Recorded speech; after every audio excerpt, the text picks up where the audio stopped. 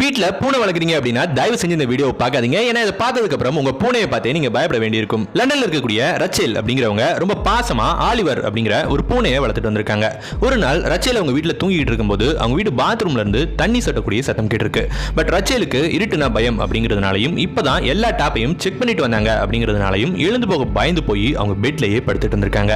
அப்பதான் அவங்களுடைய காலை அவங்க பூனையான ஆலிவர் லிக் பண்ண ஆரம்பிச்சிருக்கு. அதை கவனிச்ச ரச்சேல் நம்ம பயத்தில் இருக்கோம் அப்படிங்கிறதுனால நம்மளை கம்ஃபர்ட் பண்றதுக்காக அவன் லிக் பண்றான் போல அப்படின்னு நினைச்சிட்டு அந்த ஃபீல்ட்லயே தூங்கிடுறாங்க. பட் மறுநாள் காலையில எழுந்து எங்க இருந்து தண்ணி சத்தம் கேட்டுச்சு அப்படின்னு பார்க்க போன ரச்சேலுக்கு பயங்கரமான ஷாக். இதுக்கான காரணம் நைட் கேட்டது தண்ணி சொட்டக்கூடிய சத்தம் கிடையாது, ரத்தம் கொட்டக்கூடிய சத்தம்.